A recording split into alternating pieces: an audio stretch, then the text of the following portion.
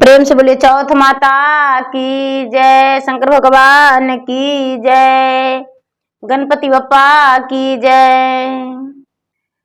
तो माताएं एवं बहने, मैं एक चौथ माता की कथा सुनाने जा रही हूँ, करवा चौथ व्रत की कथा। तो इस कथा को सुनने से सुहाग की लंबी आयु होती है और पूजा के समय जो भी माताएं एवं बहने जो करवा चौथ व्रत करते हैं, करवा चौथ व्रत में चांदनी के अर्घ देकर चौथ माता के पूजा करके और प्रेम पूर्वक कथा सुननी चाहिए। बिना कथा सुने हुए व्रत पूरी नहीं होती है। चौथ माता की 4 कथाएं अवश्य सुनना चाहिए और करवा चौथ व्रत की 4 कथाएं होती है। 4 कथा अवश्य सुननी चाहिए क्योंकि ये जो कथा है चौथ माता की महत्वपूर्ण कथा है। चौथ व्रत करने से सुहाग की लंबी आयु होती है। चौथ माता आशीर्वाद देते हैं और जीवन भर वो आशीर्वाद लग जाता है। तो चलिए चौथ माता की कथा सुनाते हैं। एक वानिक परिवार में 7 बेटा थे और 6 का ब्याह हो गया था, 1 का नहीं हुआ था। उनका जो साहूकार थे उनका बेटा का 6 का ब्याह हो गया था और 1 का नहीं हुआ था। छोटा बेटा जो था घोड़े सवार होकर जा रहा था और रास्ते में एक मंदिर था। मंदिर में एक कन्या पूजा कर रही थी और पूजा करते समय साहूकार का छोटा बेटा का नजर पड़ गया और नजर पड़ते ही उस कन्या का सूरत साहूकार के छोटा बेटा को मन मोहित हो गया। इनका दिल में उसका सूरत बैठ गया और साहूकार का बेटा को लगने लगा कि हम इसी कन्या से अपना जीवन संगनी बनाएंगे, इसी कन्या के साथ विवाह करेंगे, 7 फेरे लेंगे, चाहे अमीर घराना के हो या गरीब घराने के। साहूकार के बेटा घर जाकर प्रेम पूर्वक चुपचाप पलंग पे सो गए। उसकी भाभिया गई जगाने, उठो देवर जी उठो, क्या हुआ? पर साहूकार का छोटा बेटा सुख-बुख नहीं किया। उसके भाई गए, जब उसके पिताजी गए तो कहने लगे क्या हुआ बेटा, उठ जाओ। साहूकार का बेटा बोला पिताजी ना मैं सोया हूं और ना मैं जागा हूं, मैं तो खोया हूं। साहूकार बोले बेटा हम कुछ समझे नहीं। पिताजी मैं तो 7 भाई हूं, 6 का ब्याह हो गया है, मेरा ब्याह नहीं हुआ है। लेकिन पिताजी मैं एक ऐसी कन्या देखा हूं, उसी से ब्याह करना चाहता हूं, क्या आप उससे मेरा ब्याह कर देंगे? साहूकार बोले बेटा उस कन्या का पता लगाओ, अवश्य हम उसका ब्याह कर देंगे। तभी उस लड़का ने बोला कि तो ठीक है पिताजी, उसके घर का ठिकाने हम बताएंगे। और साहूकार का बेटा घर से घोड़े सवार होकर निकल गया सुबह होते ही और उस मंदिर के पास गया। उस मंदिर के पास गया तो मंदिर में वो प्रतिदिन लड़की पूजा करने आती थी, गणपति बप्पा की पूजा करती थी, शंकर भगवान की मैया पार्वती की पूजा करती थी। वो पूजा कर रही थी और पूजा करते समय नजर पड़ा तो उसको पीछे पीछे साहूकार का बेटा लग गया। वो अपने घर गई तो सिर्फ एक बूढ़ी माँ थी, उसका परिवार में और कोई नहीं था, बिल्कुल अकेली कन्या थी। उसकी माता एक विधवा थी।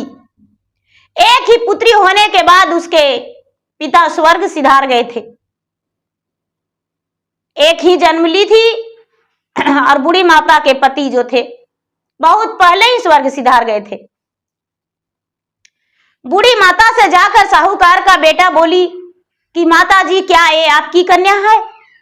बूढ़ी माता आंखों में आंसू लेकर कहती कि हाँ बेटा, क्या बात है, मेरा ही कन्या है माता, मैं इससे ब्याह करना चाहता हूं। बूढ़ी माता का तो मन में उमंग भर आया और उसे लगने लगा कि चलो मेरा बेटी का रिश्ता आ गया है। लेकिन साहूकार के 6 बेटे का ब्याह भरे पूरे परिवार में हुआ था और छोटे बेटे का ब्याह एक निर्धन परिवार में हो गया और बिना भाई बहन के हो गया, सिर्फ अकेली थी। साहूकार का बेटा ब्याह के लिए तैयार हो गए, राजी हो गए और ब्याह करने का तैयारी हो गया। साहूकार बड़े धूमधाम से उस गरीब और निर्धन के बेटी से ब्याह कर दिए। उस लड़की जो साहूकार की छोटी बहू थी वो रहने लगी।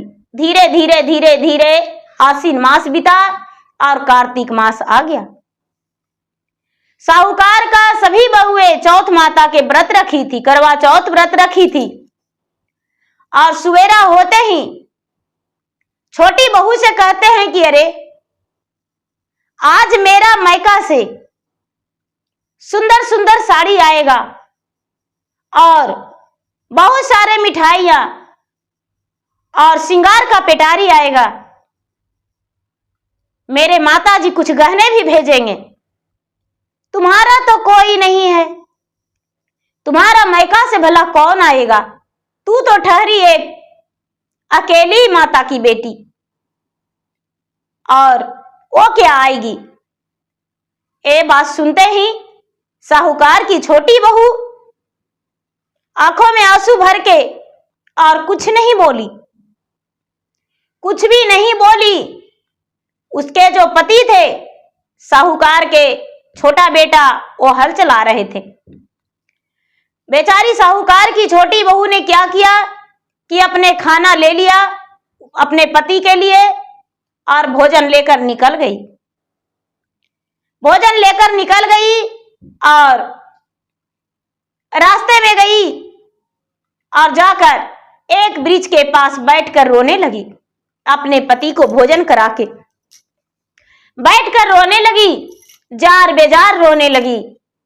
अब उसे लग रहा था कि हे धरती माता, यदि बित्ता भर भी जमीन फट जाते तो मैं इसी धरती में अपना प्राण को आहुति दे देते।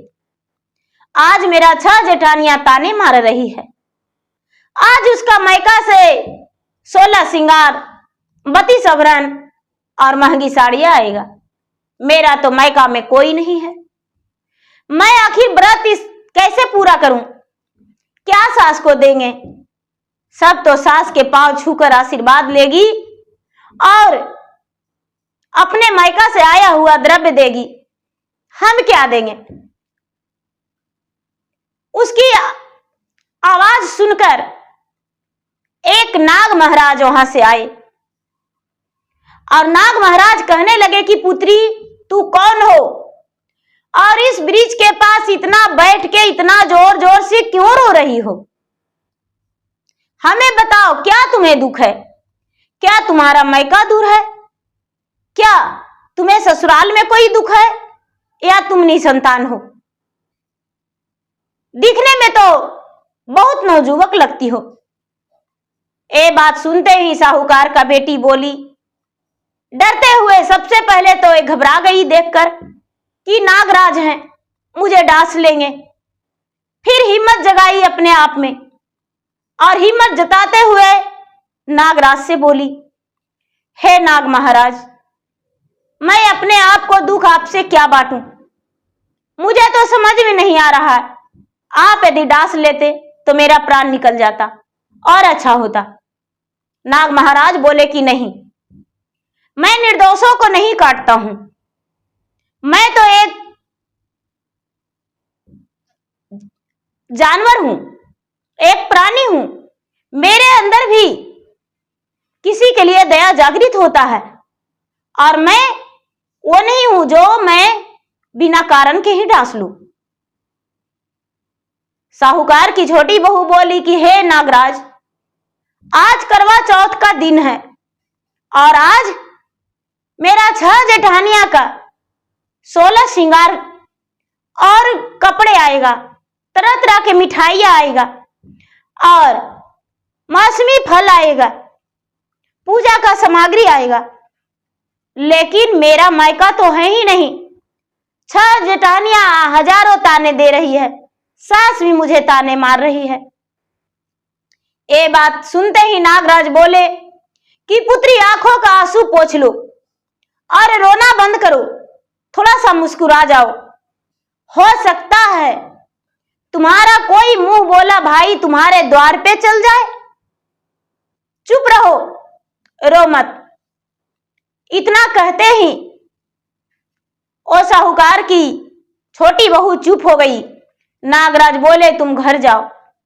साहूकार की छोटी बहू घर आई, स्नान करके पूजा की तैयारी करने लगी। धीरे धीरे शाम हो गया। नागराज जो थे जाके नागरानी से बोले कि हे नागरानी, आज मैं किसी इंसान को एक पुत्री स्वीकारा हूं, क्या उसके पिता होने का फर्ज आप पूरा करने देंगे? नागरानी बोले महाराज क्यों नहीं। तो ठीक है, अपने बड़े बेटे का एक मनुष्य रूप में जाना होगा उसके घर, उसके कपड़े, गहने और श्रृंगार और मिठाइयां, फल फलनियां सब कुछ लेकर जाना होगा। नागरानी बोली कोई बात नहीं, वो जाएगा। नागराज अपने बड़े बेटे को बड़ा सा थैली में सारी सामान दे दिए और देकर और बिठा दिए। जाके दरवाजा पर नागराज का बेटा, बड़ा बेटा, बड़ा सा थैले में, एक थैले में गहने, कपड़े और एक थैले में श्रृंगार, मिठाइयां, फलहरियां, पूजा के सामग्री सब कुछ लेकर गया। दरवाजे पर जाकर बोला क्या मेरा बहन इसी घराने में है और ये साहूकार का घर है जो 7 बेटे हैं? घर से छोटी बहू का सास निकली, बोली हाँ हाँ, आप कौन हैं? मैं आपका छोटी बहू का भाई हूं। बोली ओ सास की अरे मेरा छोटी बहू तो बिल्कुल अकेली है, उसका कोई भाई भाई नहीं है। वो कैसे तुम हो सकते हो? नहीं नहीं, मैं तो बस बच्चा में ही भाग गया था कहीं प्रदेश और मेरा माँ सोची कि मेरा बेटा मर गया, लेकिन मैं बस 1-2 दिन पहले आया हूं और माँ बोली कि करवा चौथ का व्रत है तो अपने बहन के लिए कपड़े लेकर जाओ और जाकर अपना बहन के दे दो। ये बात सुनकर सास अंदर ले गई और छोटी बहू से बोली कि अरे किधर गई, तुम्हारा भाई आया है। छोटी बहू ने अपने भाई को देखकर बड़ा खुश हो गई और कहने लगी हाँ, हे नागराज, आप मेरे मन्नतें पूरे किए, मेरे भैया को भेज दिए, आज मेरा कोई ताना मारने वाला नहीं। और पूजा के समय वो 6 जेठानिया के लिए साड़ी था, उसके ननद के लिए साड़ी था, उसके सास के लिए कपड़े था, उसके लिए कपड़े था। वो छोटी बहू ने सभी कपड़ों को रख के, मिठाइयां फलहरियां रख के, श्रृंगार सब कुछ रख के और पूजा की। पूजा के बाद आरती करके, चांद के पूजा पाठ करके, कथा सुन के और उसके बाद एक साड़ी श्रृंगार गहने देकर अपने सास को पाँव छुई और एक एक साड़ी करके 6 जेठानिया को दी और 6 जेठानिया को पाँव छुई। पाँव छूकर और आशीर्वाद ली। आशीर्वाद लेने के बाद मुख भरा आशीर्वाद, सौभाग्यवती रहने का आशीर्वाद दिए।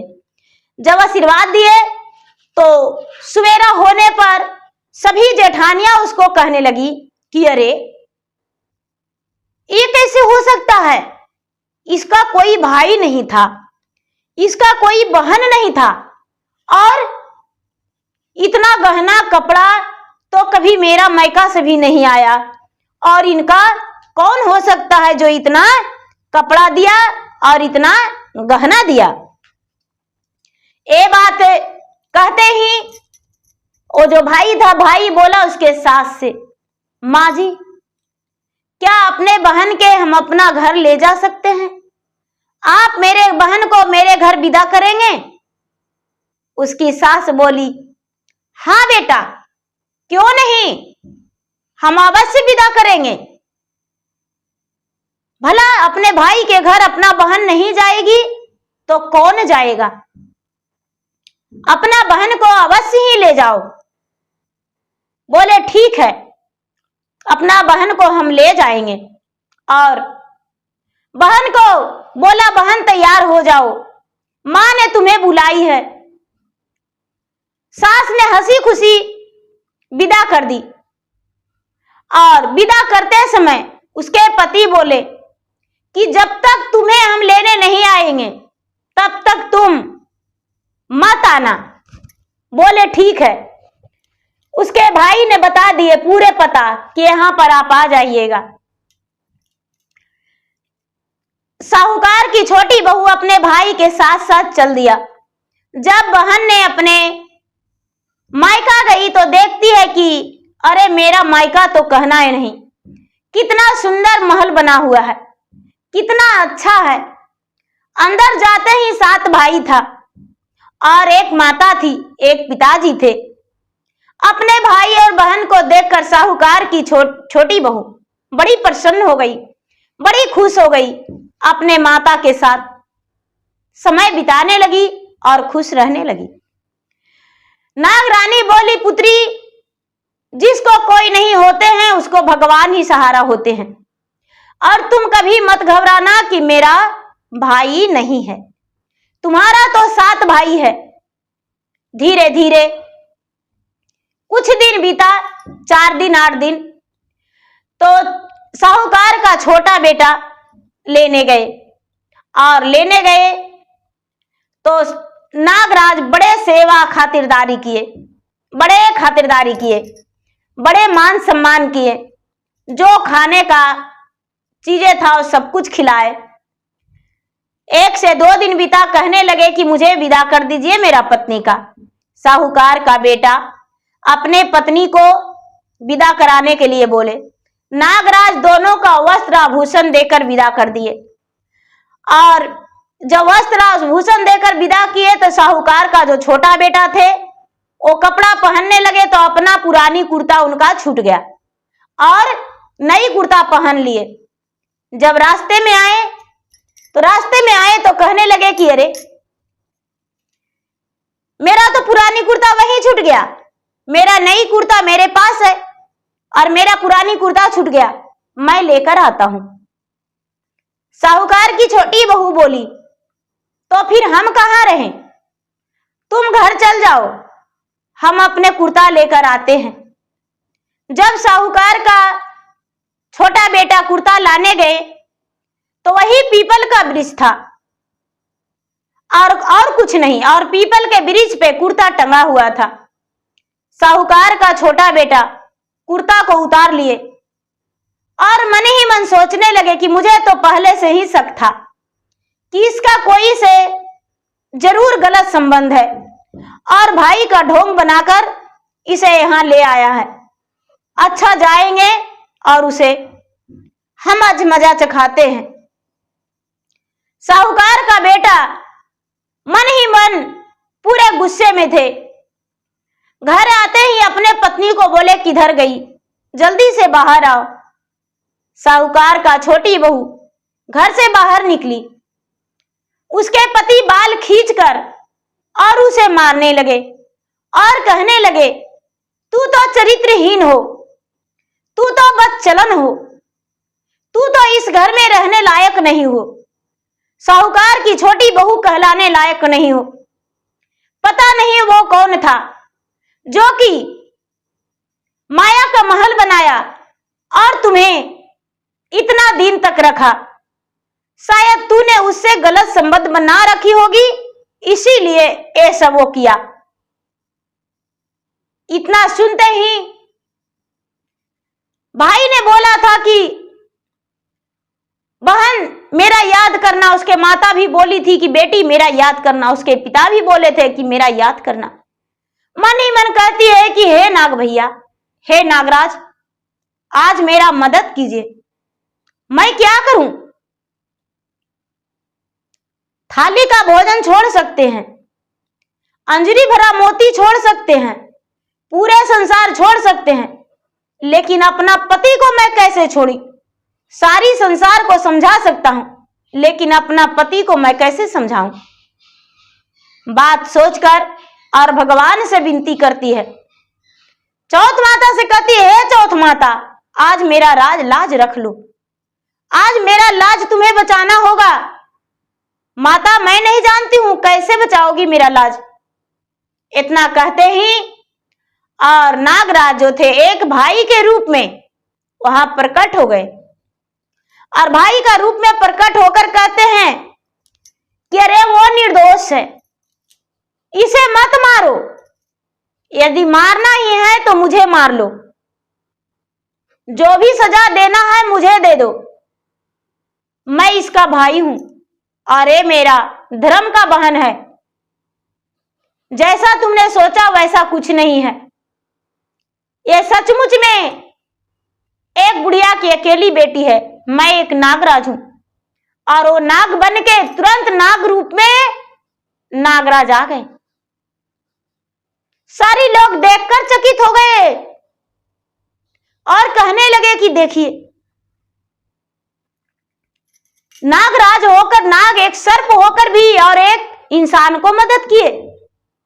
नागराज कहने लगे यदि हम नहीं मदद करते तो ये अपना प्राण त्यागने जा रही थी, और यदि कोई भी बहना ना भाई होने के दुख में अपना प्राण त्याग देती है तो संसार ही खत्म हो जाएगा, और टूट जाएगी अंदर से, उसका जीवन में कुछ नहीं बचेगा। इसीलिए मैं इसका भाई बनके इसके मदद करने के लिए सब कुछ लेकर आया। और बहन, हम जीवन भर तुम्हारे साथ नहीं छोड़ेंगे, तुम्हारे पास आएंगे तुम्हारा भाई बनके और भाई का हर फर्ज निभाएंगे। जो साहूकार का छोटा बेटा थे हाथ जोड़कर और माफी मांगे और कहने लगे कि हे नागराज, हम कभी दोबारा अपने पत्नी पे उंगली नहीं उठाएंगे। मुझे बहुत बड़ा भूल हो गया जो मैं अपना पत्नी को शक किया, पत्नी पे शक किया और मैं गलत नजरिया से सोच लिया। हे नागराज, चाहे तो मुझे क्षमा कर दे या तो डांस ले कि मेरा प्राण चला जाए। नागराज कहते हैं कि नहीं, मैं अपने बहन के सुहाग बचाने के लिए कुछ भी कर सकते हैं। हम अपने बहन को सुहाग नहीं उजाड़ेंगे। सुहाग अमर होने का मैं भगवान से अपने बहन के प्रार्थना करेंगे और कभी भी इसके सुहाग के कोई आंच नहीं आने देंगे। ऐसा कह के नागराज अंतर ध्यान हो गए और साहूकार के छोटा बेटा अपने ही पत्नी को सीने से लगा लिया और सीने से लगाकर अपने पत्नी को बहुत बहुत धन्यवाद किया।